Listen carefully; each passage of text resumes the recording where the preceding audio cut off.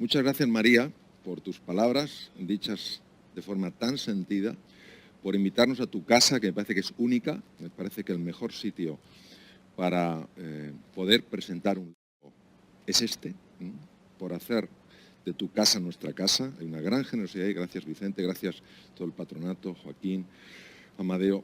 Muchas gracias, Ana Rosa. Veréis, cuando tuve la idea de la fábula, se explica muy brevemente. Aquí están mis hijos y cuando eran pequeñitos, pues yo les contaba historias. Entonces, claro, yo les contaba cuentos y me llamaba la atención el impacto que esos cuentos tenían en ellos. Tanto que un día me aparecen con una grabadora. Digo, ¿y qué hacéis con esto? Y te vamos a grabar. Y digo, pero por Dios, ¿pero cómo vais a grabar esto? Sí, sí, papá, que nos encanta. De alguna manera siempre sentí esa inquietud por escribir una fábula, algo dentro del género narrativo, pero era algo que estaba muy atrás en mi mente.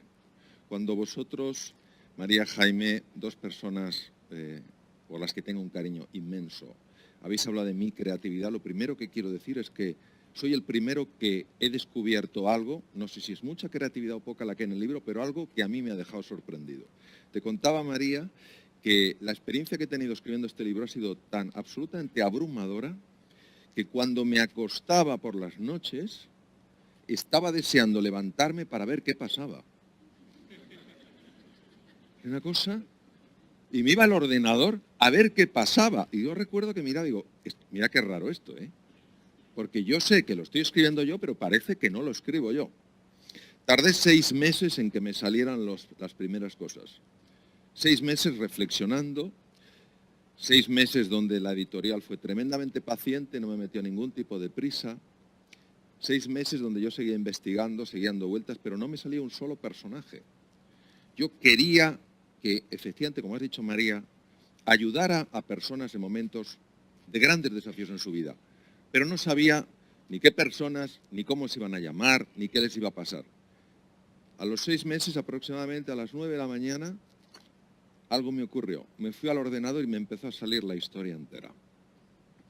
En 2 meses la había escrito, pero lo interesante es lo que me sucedió. Lo que me sucedió es que, pues, lógicamente tenía otros temas, iba a algunos sitios, iba a otros, pero en cualquier espacio libre que tenía, toda mi vida mental era ocupada por la novela. Recuerdo que estuve en Menorca, me invitaron para un tema de emprendizaje, íbamos en un barco, ¿te acuerdas, Isabela? Y estaba viendo las rocas y ya se me estaba ocurriendo cómo incorporar eso a una isla que se llama la isla de Lemnos, que está en el mar Egeo, donde vive un dios. Es una experiencia tan profunda, tan impresionante, que es un poco lo que quiero transmitiros, ¿no? Os quiero transmitir que nunca perdáis la capacidad de sorprenderos de vosotros y de vosotras mismas. Que muchas veces levantamos el espejo y decimos, bueno, el mismo de ayer, la misma de ayer, el mismo, la misma de hace años. Dejad un espacio para la sorpresa, dejad un espacio para asombraros, para admiraros de vosotros y de vosotras, porque eso está dentro de vosotros, dentro de vosotras, en vuestro interior. Por eso, muchas gracias a todos los que estáis aquí, los que estáis en esta sala, los que estáis en las otras salas. Muchas gracias a los que nos estáis viendo. Quiero también mandar un saludo especialmente cariñoso a una fundación que hace algo muy especial. Es una fundación que quiere que los niños sufran menos. Niños que son diagnosticados de enfermedades malignas, niños que tienen que hacer frente a quimioterapia, y ellos, en esta fundación, trabajan para que estos niños y estas niñas experimenten su proceso de hacer frente a la enfermedad de una manera diferente, con mucha más alegría, con mucha más confianza. Es la Fundación Juega Terapia, yo soy patrón de honor gracias a su generosidad, entonces también están aquí varios miembros de la Fundación y quiero también poner esto en valor porque estamos en un lugar con personas como vosotros y como vosotras que sí creen que se pueden crear cosas que valen la pena, que sí creen que hay luz, a pesar de tanta complejidad y tanta confusión, que sí creen, que sí creéis, que sí creemos que hay motivo para la esperanza.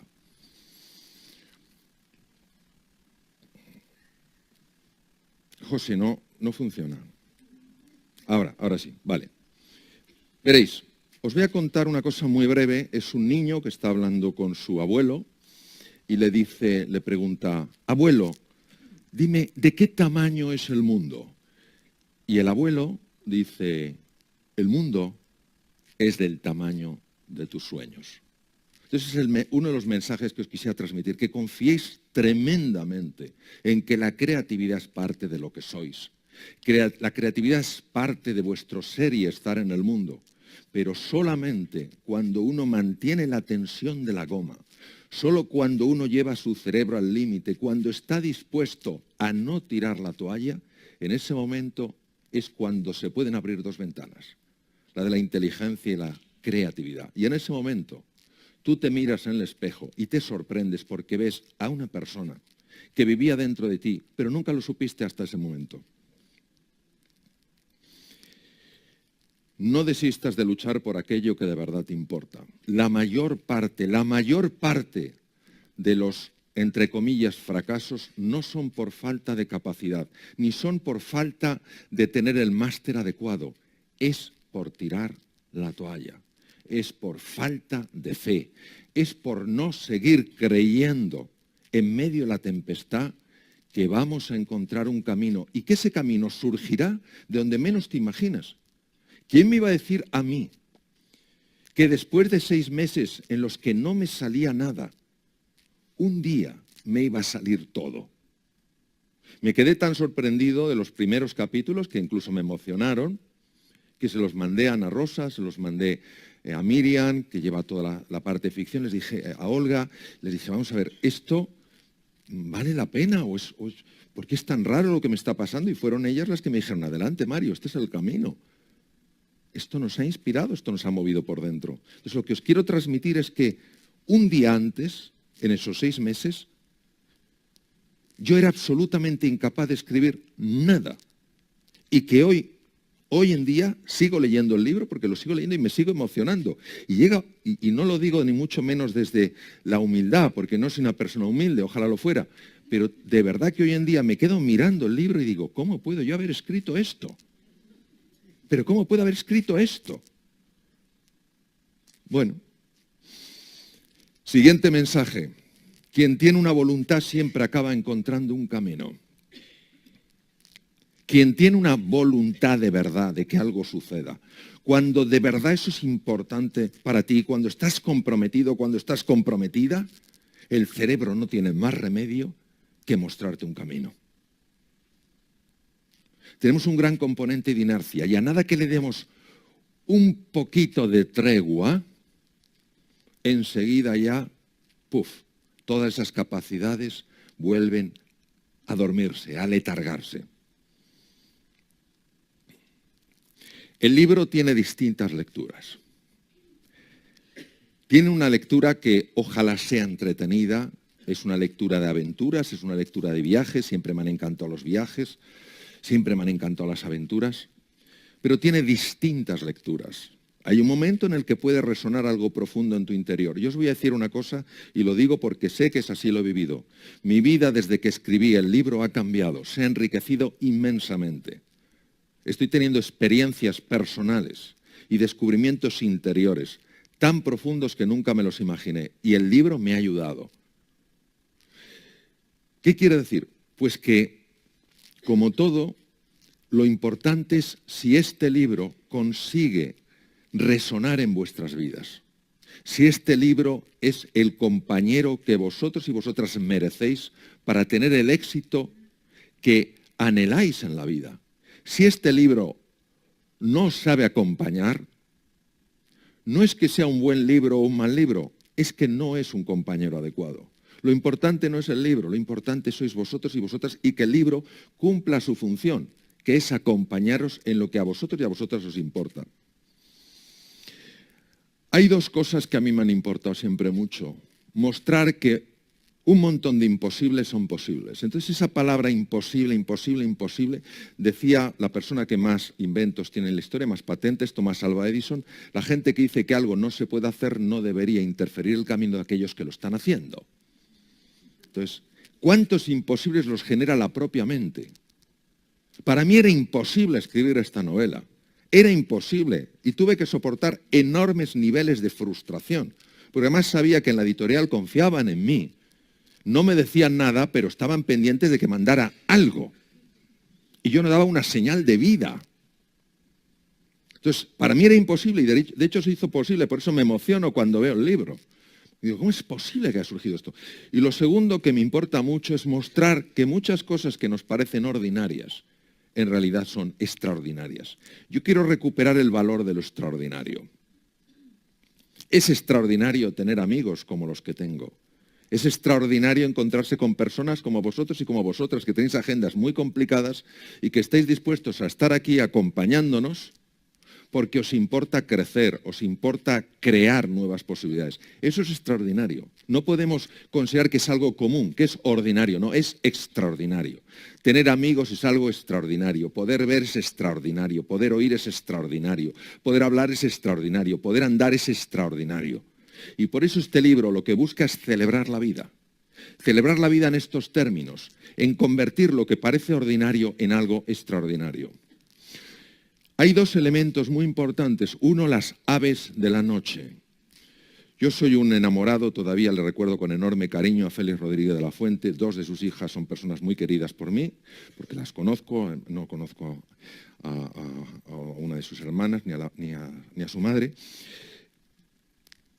Y yo seguía mucho las enseñanzas de Rodríguez de la Fuente. Entonces siempre me impresionó lo que son capaces de hacer las aves nocturnas. ¿Sabéis que un búho, una lechuza, pueden oír un ratón bajo la nieve? Las identificamos solamente por su vista y no por su oído. Este libro pretende ayudar a ganar profundidad en la mirada, a ganar profundidad en el encuentro con realidades sutiles, con realidades que no son fácilmente captables por los sentidos, que se escapan. Realidades de las que, por ejemplo, el gran premio Nobel Alexis Carrel, ganó el premio Nobel de Medicina y Fisiología en 1912, el año que se hundió el Titanic, el que revolucionó los trasplantes, un científico puro, cirujano vascular, uno de los mejores cirujanos vasculares de la historia. Gracias a él existen los trasplantes, fue de los primeros en crear la tecnología para trasplantes. Este hombre decía, las realidades que no se pueden pesar ni medir son mucho más importantes que aquellas que sí se pueden pesar y medir. Este libro busca, anhela, es ambicioso, quiere ayudar a tocar realidades sutiles. Por eso está el búho. ¿Y por qué el casco griego? Porque aquella época, hace 2500 años, fue una época muy especial. Y porque el ser humano libra una batalla en su interior. Cuando estudias un poco el cerebro humano, ya veremos algunas cosas de los hemisferios cerebrales, nos damos cuenta de con qué frecuencia hay un conflicto dentro de nosotros. ¿No os ha pasado a vosotros y a vosotros alguna vez ir a una reunión y decir, sobre todo no tengo que decir esto? Y es justo lo que dices. Es una cosa sorprendente. Y te vas, mira que soy bruto, no tenía que haber dicho esto. Y lo dices, y te vuelve a pasar. Y quieres ir a un sitio y te vas a otro. Tenemos distintas personalidades dentro de nosotros. Y es importante comprenderlo porque si las aunamos, la fuerza que pueden poner en marcha es increíble. Entonces, es un libro que busca celebrar la vida y ayudarnos a abrirnos a un mundo de oportunidad al que previamente muchos de nosotros estamos ciegos. Y claro, lógicamente tiene que haber unos retos. ¿Cuáles son los retos que hay en el camino? Pues hay 4 personajes que os los voy a presentar y os voy a decir por qué entiendo que me han salido estos personajes. Porque vuelvo a decir, no me puse a pensar, a ver, ¿qué desafío le busco a cada personaje? A ver, ¿y cómo le llamo? No, me salieron así. Y como me salieron así, yo tengo que ser respetuoso con lo que me salió. ¿Por qué me salieron de esta forma y no otra? No tengo ni idea. Salieron de una parte sutil, de una parte velada. Yo no la conocía, ya la conozco. Pues estoy tan enamorado de esa parte que ya estoy pensando en la segunda novela. Bien. Os voy a presentar a Pablo. Pablo es un chico joven de 16 años. Pablo es un chico que se siente solo. No está solo, pero se siente solo. Se siente menos que el resto. Se siente atenazado por lo que él considera un lastre genético. una incapacidad natural para ser como los demás, una incapacidad natural para relacionarse con otros, una falta de capacidad natural para brillar, para tener éxito. Y Pablo esto lo sufre, como lo sufren tantos jóvenes y tantos adultos calladamente, que creen que no son suficientemente buenos, que no son suficientemente valiosos, que no son suficientemente inteligentes o suficientemente interesantes. Y Pablo tiene un anhelo muy profundo, algo que se llama libertad. Él construyó una armadura para protegerse del mundo y ahora esa armadura le ahoga, le asfixia. Y él quiere abrirse al mundo y experimentar lo que es la verdadera libertad, que no es una libertad de ir a donde me da la gana, es una libertad creativa, es una libertad de autogestión, es una libertad de saber que estoy co-creando mi futuro. Luego tenemos una mujer, Ana, 43 años, su madre, viuda, una mujer que vive en una empresa donde no entienden el valor de las personas. ¿En cuántas empresas, en cuántas instituciones las personas sufren calladamente, pero no se ven tratadas ni vistas como personas, se ven vistas y tratadas como números, como objetos? Y claro, cuando uno está tan estresado, tan distresado, como diría el profesor Hanseli, uno de los órganos, de los aparatos donde se ceba ese distrés es en el tubo digestivo. Ana tiene profundos problemas digestivos. Vive permanentemente en tensión. ¿Qué anhela Ana? Lo mismo que muchos de nosotros anhelamos. Ana anhela serenidad, paz interior. Que las cosas te afecten hasta un punto, no más allá. Lo que los griegos llamaban la ecuanimidad, la capacidad de mantenerte en equilibrio en medio de la tempestad. Tenemos también a su padre, José. Su padre tiene 75 años, ha sido un cardiólogo muy prestigioso. Y este hombre, claro, ahora está jubilado. Los que trabajamos en medicina, yo ya no en la parte clínica, en otra forma de ejercer la medicina, sabemos hasta qué punto te absorbe la medicina, sobre todo si te gusta. Es parte de tu vida, no es algo que haces, es algo que también eres. Y José, pues es un hombre con sus 75 años que se ve en el atardecer de la vida y está perdiendo la ilusión. ¿Qué es lo que anhela José? José no anhela esta libertad, José no anhela esta serenidad, José anhela un nuevo amanecer, José anhela ilusión, recuperar la ilusión por la vida. Encontrar un proyecto a sus 75 años que le ayude a creer que puede crear algo que vale la pena. Y finalmente tenemos a Isabel. Isabel es una mujer joven, es una mujer de 65 años, que un día se encuentra con aquello con lo que muchos tememos encontrarnos. Se encuentra con algo que a ella le aterroriza. Se siente indefensa, se siente pequeña, se siente insignificante frente a ese reto. ¿Qué es lo que necesita Isabel? Isabel lo que necesita y lo que anhela es confianza. He de deciros que solo hay un lugar en el mundo donde conviven tigres y leones. No hay otro lugar en el mundo. Está en la India, se llama la selva del Gir. Todos los combates que se han visto, se han podido filmar entre tigres y leones, en todos han ganado los leones. A pesar de que el tigre es mayor. Si Isabel consiguiera sacar a flote esa confianza, esa seguridad, esa fortaleza, podría plantar cara, con aplomo, con fuerza, con ímpetu a eso que la aterroriza. Todos podemos ser héroes de nuestra propia historia. Dejadme que os hable muy brevemente de algunas cosas, ha de ser brevemente, del cerebro humano. Mirad, en 1981, los premios Nobel en Medicina y Fisiología, y aquí por este auditorio han pasado muchos premios Nobel de distintos tipos, los premios Nobel en Medicina y Fisiología normalmente se les da a personas que trabajan a nivel molecular. ADN, temas genéticos, temas virus, etc. Es muy raro que se dé a personas que trabajen en el entorno clínico. Pues en 1981 se dio un premio Nobel a un fisiólogo, no era médico, era un fisiólogo, el premio Nobel de Medicina y Fisiología, que trabajaba a nivel clínico con personas a las que por una epilepsia muy grave en aquellos momentos, no había fármacos, se les había tenido que separar los dos hemisferios cerebrales. Y él los estudió y vio lo que les pasaba. Gracias al profesor Sperry sabemos que no tenemos una mente, tenemos muchas más cosas. Y lo que veis a la derecha es el hemisferio cerebral derecho y parte del sistema límbico cerebroemocional, es la puerta al inconsciente, donde están los grandes recursos del ser humano. Todavía recuerdo hace tiempo, en un evento que participé en Pamplona, que una persona se emocionaba ante mí, como yo me he emocionado antes hablando de jugaterapia, se emocionaba ante mí diciendo: Mario, un día a uno de mis hijos le cayó la puerta del garaje. Es una puerta que se cierra así, le cayó entera. Tú no sabes lo que pesa esa puerta, de hecho le fracturó todos los huesos de la pelvis. Y se iba emocionando mientras me lo contaba. Sabes que conseguí levantarla. La conseguí levantar.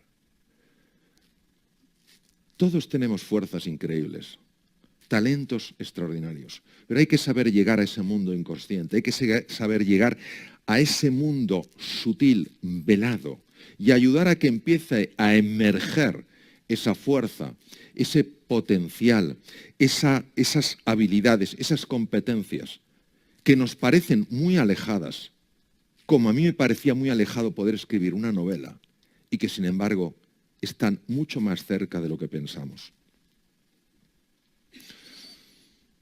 Si ante un problema, fijaos lo que os digo, no importa el tipo de problema, ni la gravedad del problema, pero si ante un problema nos sentimos llenos de angustia, la palabra angustia viene de angosto, es decir, que te ahogas.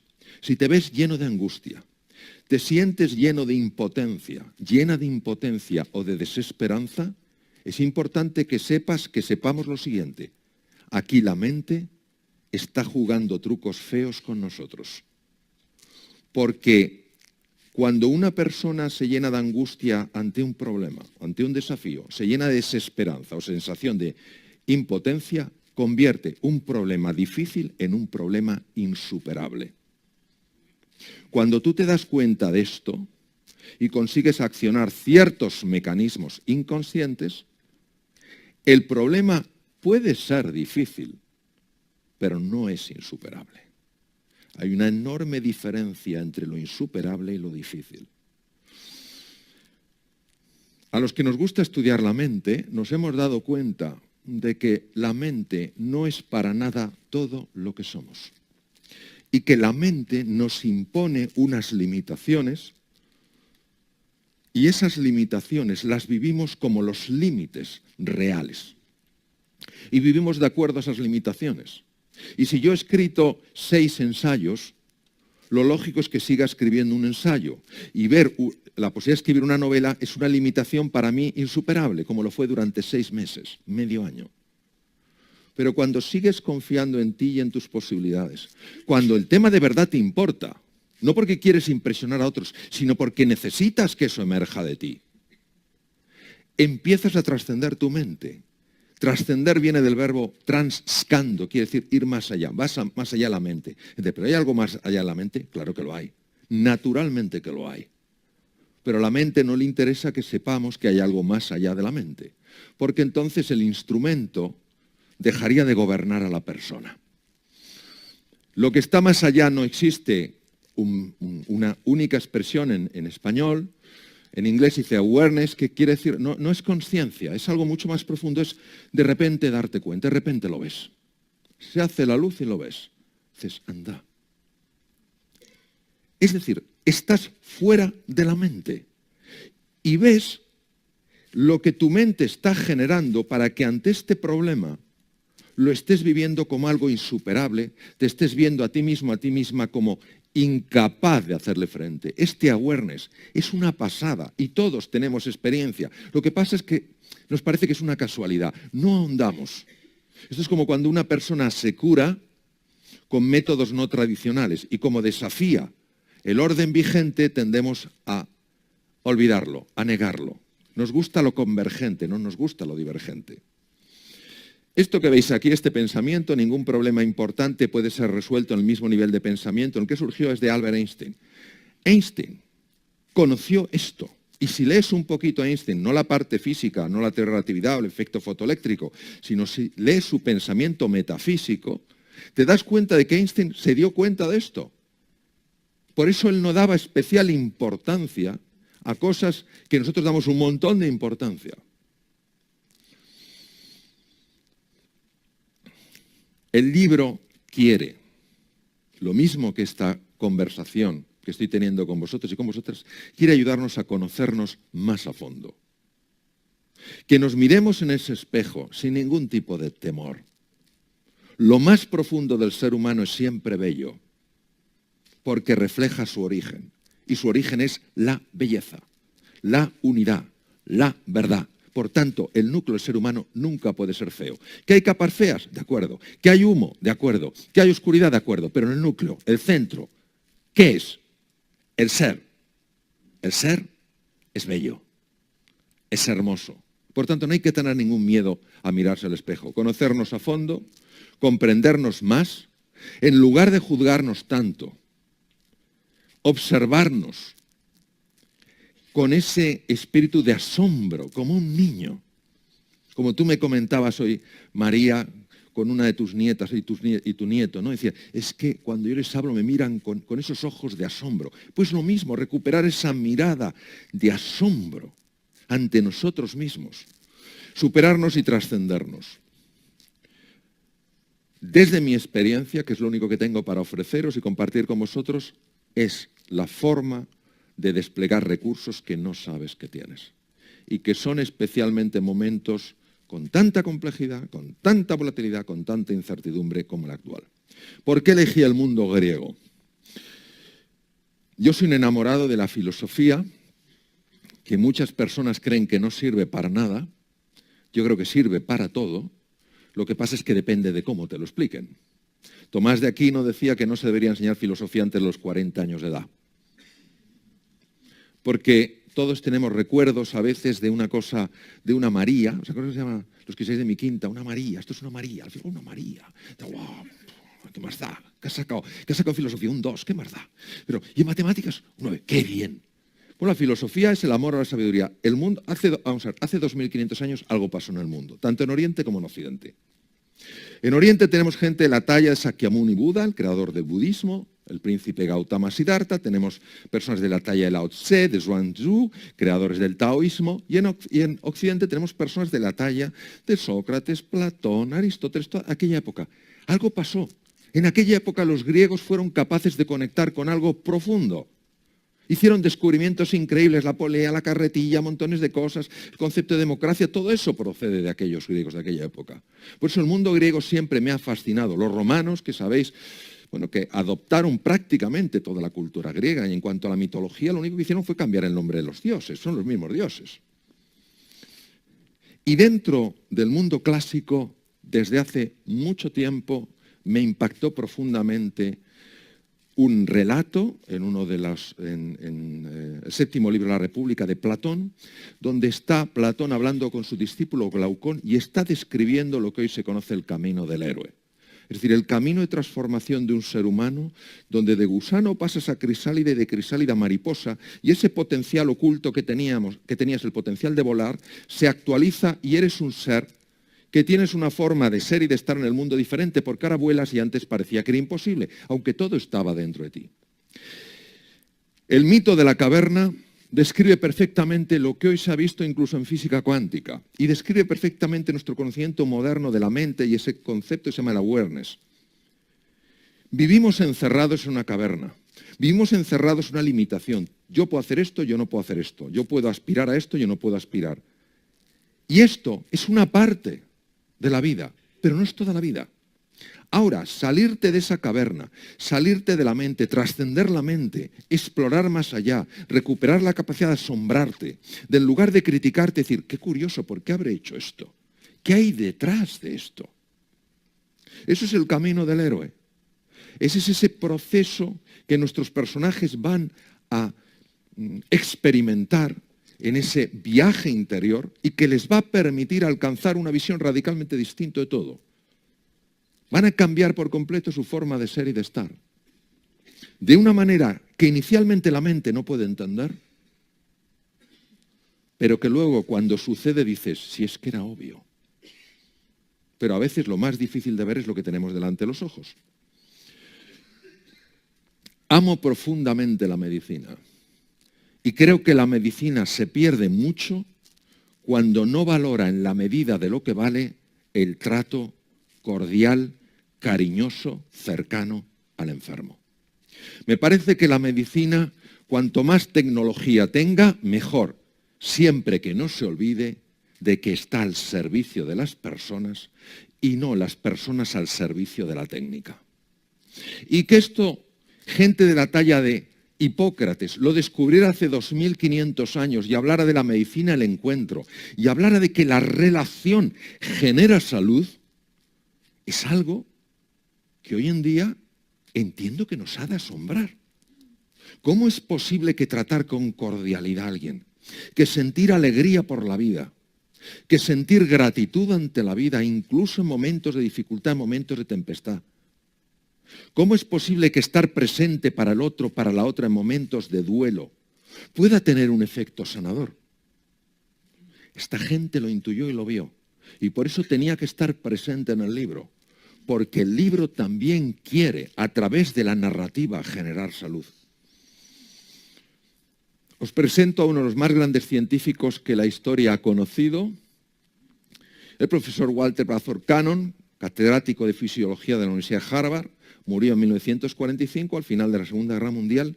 Él acuñó el término homeostasis. Esto vais a ver la importancia que tiene en nuestra vida. Todos estamos experimentando un montón de reacciones químicas, de procesos internos. Hay células que mueren y otras que nacen. Hay células que experimentan una alteración en su ADN y se convierten en células renegadas, en células tumorales. Tenemos que utilizar el combustible que ingerimos, transformarlo para que sea combustible celular a través de una cosa que se llama el ATP. Y eso se llama la homeostasis, el equilibrio. Os vais a quedar alucinados cuando os comente algunos de los últimos descubrimientos que se han hecho sobre la homeostasis. Es decir, si en un momento determinado yo me desequilibro, la homeostasis tiene que ayudarme a equilibrarme. ¿Por qué? Porque está en juego mucho. Está en juego el tiempo que voy a vivir. Está en juego la salud de mis tejidos, la capacidad de recuperarse mis tejidos y la velocidad a la que voy a envejecer. Por tanto, la homeostasis es un campo importantísimo. Y la pregunta es, ¿se puede potenciar la homeostasis a través de la narrativa, a través de la literatura? Sí. Y de cualquier forma de arte, de la escultura, de la pintura, de la música. Cuando frente a un ser humano yo me pongo a la defensiva, no pensemos en cosas extremas, alguien que viene con un cuchillo y me lo va a clavar, o un perro que le sale la baba y dices tú, bueno, no hay que ser muy listo para darse cuenta que este perro tiene la rabia. O sea, no hablo de eso, ¿me entendéis? Pero cuando ante los demás nos sentimos como distantes y nos posicionamos, cuando no potenciamos la cordialidad, cuando no favorecemos el encuentro, cuando huimos de la cooperación, cuando nos dejamos llevar por nuestro ego, soy yo, solo yo, todo mío, para mí, es curiosísimo lo que ocurre. Se activa una parte, que es la parte anterior, que es el sistema nervioso simpático. El sistema nervioso simpático se activa siempre que yo me siento en peligro. Me siento en peligro frente a una persona que apenas conozco. Me siento en peligro, no sea que descubran pues que no soy tan brillante como pensaban. Me siento en peligro si digo una tontería. Esto es importantísimo. Cuando el sistema nervioso simpático se activa por estas razones, roba la energía que necesita el sistema homeostático para mantener el equilibrio del cuerpo. Es decir, hoy hay muy poca duda de que la activación del sistema parasimpático favorece el equilibrio y hace todas estas cosas. Mantiene el organismo, repara daños, rejuvenece y revitaliza. ¿Sabéis el elemento más importante para activar el sistema nervioso parasimpático? el encuentro, la cordialidad, la amabilidad, el ayudar a los demás, el generar un espacio de acogida, el no pretender mostrarte por encima de los demás, yo sé más, yo tengo más, yo soy más, sino ver al otro como una persona cercana que como tú quiere ser más feliz y sufrir menos. Qué curioso que las investigaciones recientes demuestren que los sistemas que favorecen el encuentro también favorecen la homeostasis. Y que aquello que favorece el desencuentro activa el sistema nervioso simpático y perjudica la homeostasis. Pero ¿qué nos pasa? Que a veces no tenemos que enfrentarnos con los demás, estamos enfrentados con nosotros mismos. ¿Sabéis que se han hecho estudios anónimos para que se mantuviera, pues obviamente, toda la discreción necesaria? Estudios profundos intentando ver el nivel de estima, de autoestima, es decir, de estima real que una persona tiene hacia sí misma. Y solo un 2% mostraron una autoestima adecuada. 98% de encuestas muy amplias no mostraron que no hay una estima, que no hay un cariño. Entonces, ¿por qué muchas veces no nos queremos lo suficiente? ¿Por qué muchas veces no nos encontramos con nosotros? ¿Por qué a veces estamos divididos? ¿Por qué a veces nos criticamos tanto? ¿Por qué a veces nos exigimos en una medida tan excesiva? ¿Por qué a veces ante la caída, en lugar de darnos la mano para levantarnos, nos enseñamos con el dedo? ¿O hacemos leña al árbol caído? Porque en nuestro interior estamos divididos, porque hay distintos personajes. Y una de las primeras personas que lo vio fue Jung. Jung, sabéis que Jung era suizo y Freud era austriaco. Freud conoció a Jung y se quedó embelesado con Jung. Y claro, Freud quería que Jung fuera su sucesor. Pero Freud estaba demasiado atascado con el tema sexual, con el complejo de Edipo y el complejo Electra. Y Jung decía, hay que explorar más allá. Y esto no le gustó a Freud, fue muy duro para ambos y al final se separó. Jung trabajó muchísimo, viajó por montones de países en el mundo y se dio cuenta de que hay un montón de personajes que están en conflicto entre nosotros. Y por eso me viene también este espejo, porque en el fondo, en el libro lo que quiero es sencillamente que veamos sin juzgar, que conozcamos los personajes que habitan en nuestro interior, los que nos ayudan a conseguir las cosas que queremos y los que nos están limitando a conseguir aquello que queremos. Fijaros, los personajes actúan fundamentalmente a través del hemisferio derecho. El hemisferio derecho es capaz de emitir un mensaje por debajo de mi conciencia que llega a los demás, pero yo, con mi hemisferio izquierdo, que es el consciente, como no sé que lo estoy emitiendo, estoy ciego a ello. Son personas, por ejemplo, que se levantan por la mañana y dicen, a ver de dónde me llegan las bofetadas. Y les caen de todas partes. Porque su hemisferio derecho está lanzando mensajes de una bofetada más, por favor. Claro, el izquierdo lo niega, porque el izquierdo no es consciente de lo que es algo inconsciente, pero que tiene su propia conciencia. Entonces, cuando tú empiezas a ver esos personajes y empiezas a reconocerte, entonces puedes gestionar. ¿Cómo vas a gestionar lo que no conoces? ¿Cómo vas a gestionar lo que no reconoces? ¿Por qué un viaje? Porque yo hice un viaje a Grecia con unos muy buenos amigos que están aquí y hay dentro de Grecia un sitio muy especial. Como no lo he visitado porque hicimos un viaje rápido, he decidido visitarlo en la novela. Al menos para tener una experiencia de lo que tiene que ser eso. Ese sitio se llama Delfos. Está a unos 180 kilómetros de Atenas, en la Grecia central, en el monte Parnaso. ¿Por qué elegí Delfos? Lo elegí por Sócrates. Probablemente ha sido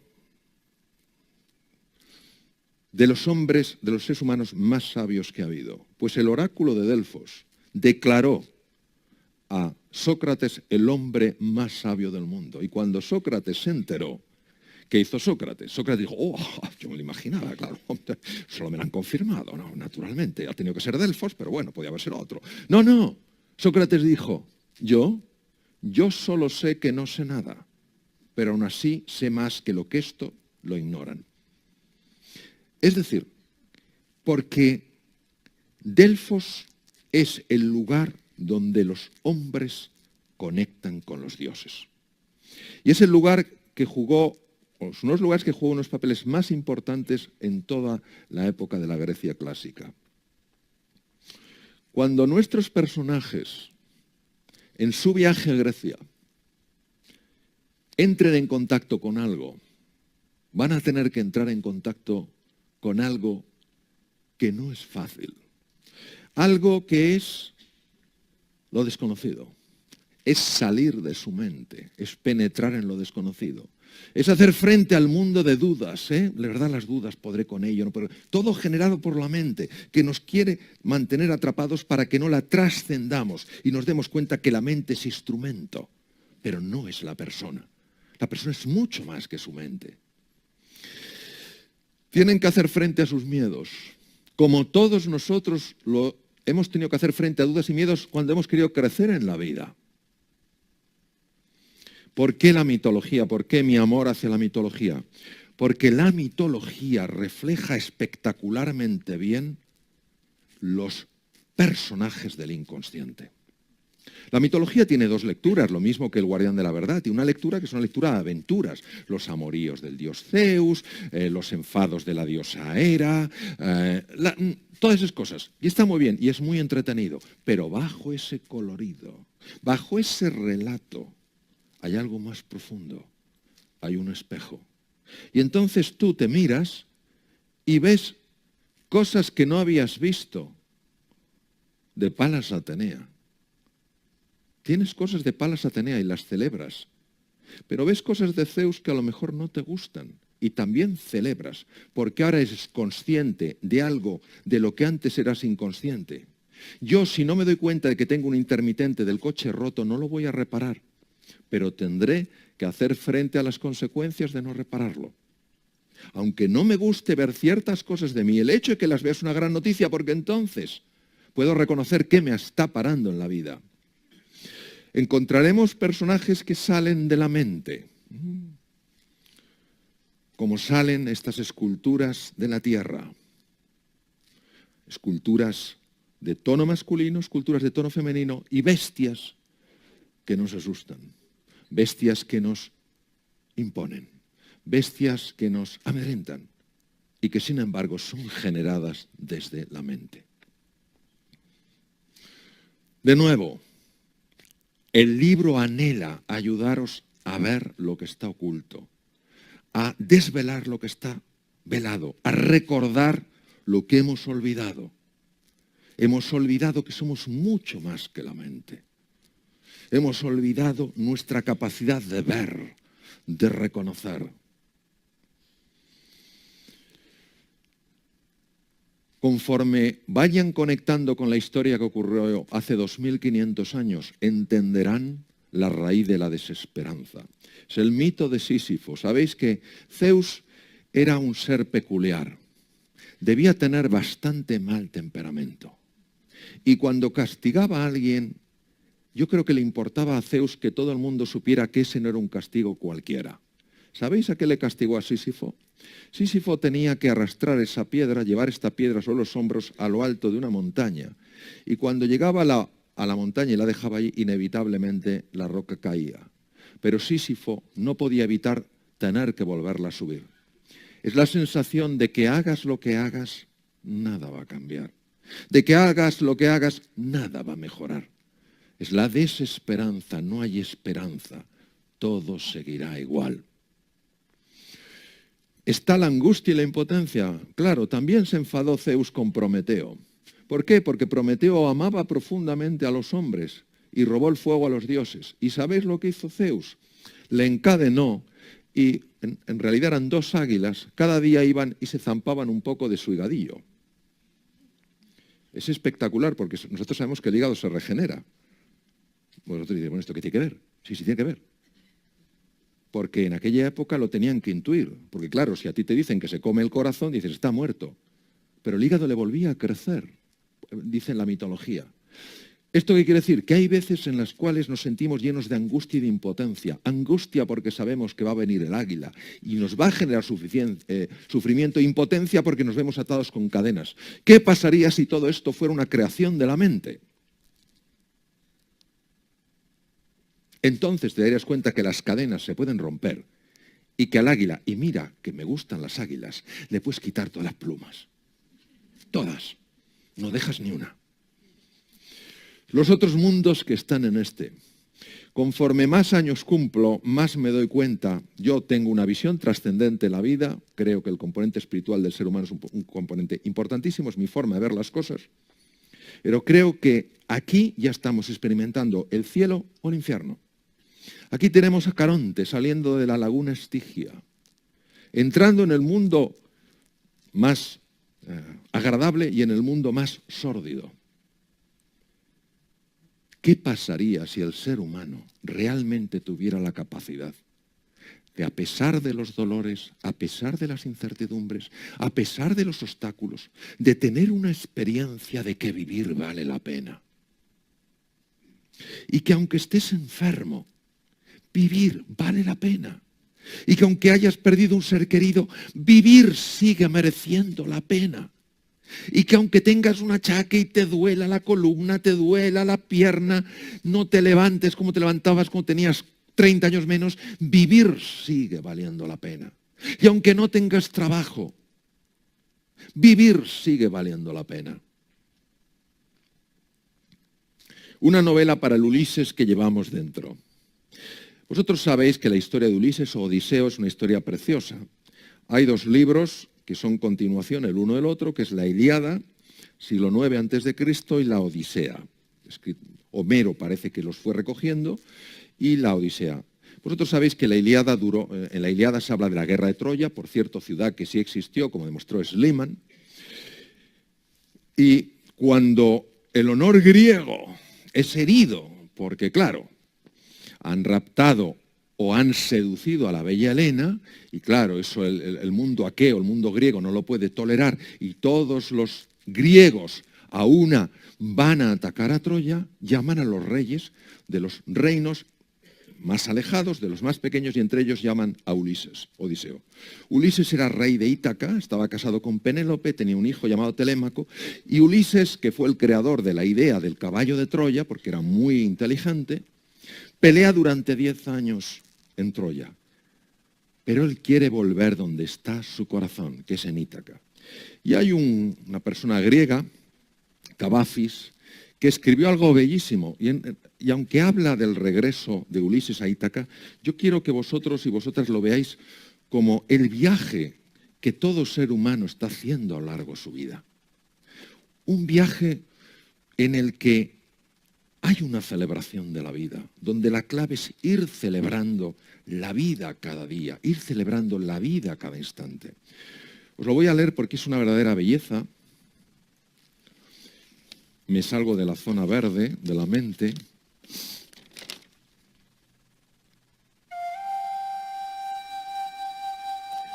Cuando la travesía emprendas hacia Ítaca, pide que sea largo tu camino, lleno de aventuras,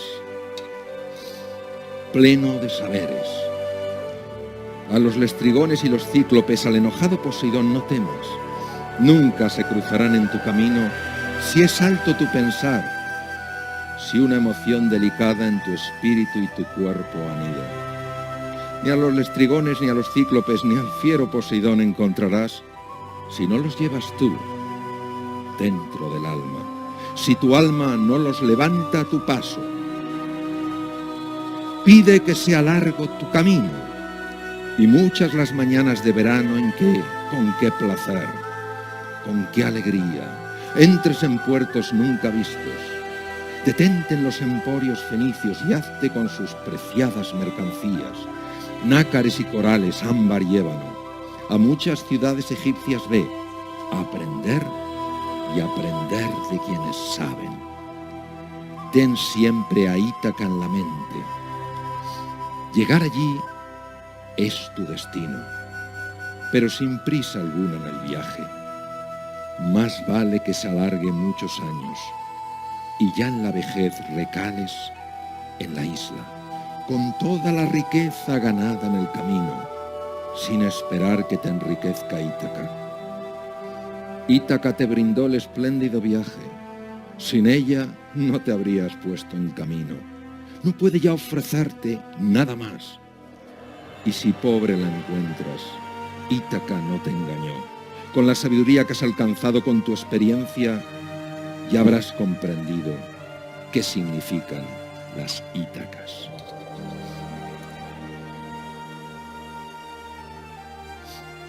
Lógicamente, cada uno puede dar una lectura a este poema de Cavafis.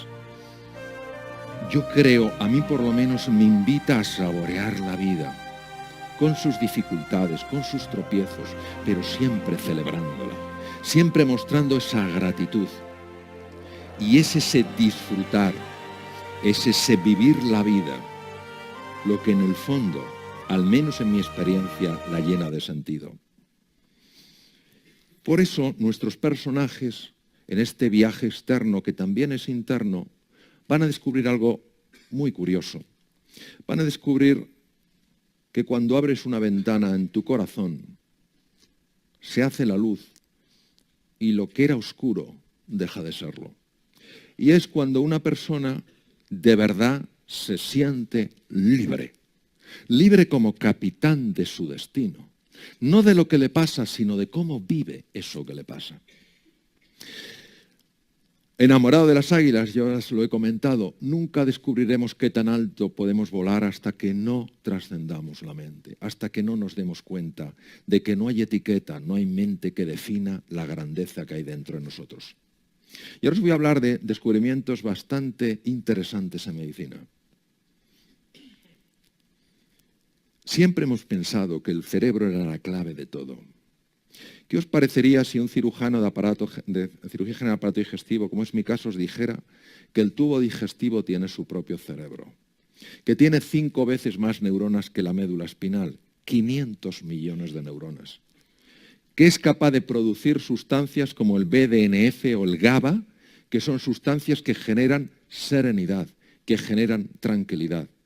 ¿Qué os diría? ¿Qué os pasaría o qué os pensaría si os dijera que además el tubo digestivo es fundamental en tu nivel de memoria? Porque segrega eso que he dicho que se llama BDNF, fundamental para la memoria. Pues también el corazón tiene su inteligencia. Es capaz de crear un campo magnético que se ha medido hasta 3 metros de distancia. Como los tantanes en la selva, manda mensajes hasta cada rincón de la célula. El corazón, el cerebro y el tubo digestivo pueden estar armonizados. Cuando el corazón se armoniza, armoniza el cerebro y cambia el patrón de ondas electroencefalográficas. Es impresionante. El alto beta, que es las ondas de la tensión, del distrés, empiezan a convertirse en ondas alfa, ondas zeta, que son ondas de calma, de serenidad. Son ondas que te orientan a que has trascendido la mente. ¿El tubo digestivo funciona mejor? Pues ¿sabéis cómo se activa esto? Con sentimientos positivos hacia la vida, con sentimientos positivos hacia ti mismo, con sentimientos positivos hacia los demás. Y esto se transmite a los 60 trillones de células. Tenemos en la membrana celular receptores para ondas electromagnéticas. Es decir, está mandando mensajes por canales que nunca hubiéramos sospechado.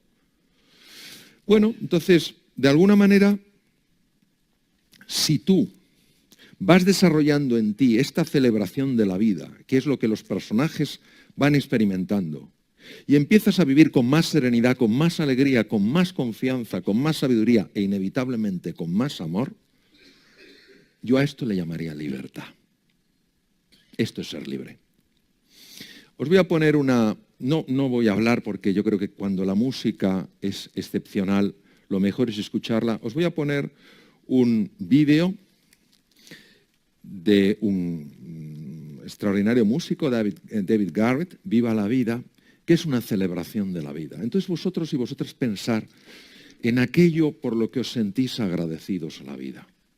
Porque tenéis amigos, porque hay gente que os quiere, porque podemos ver, porque podemos oír.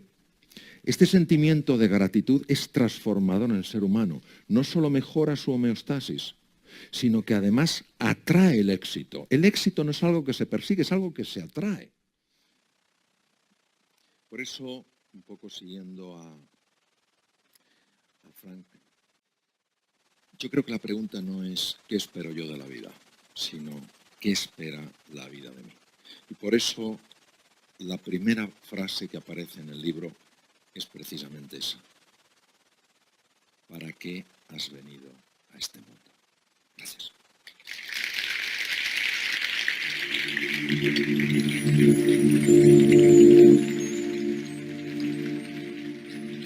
Gracias. Gracias.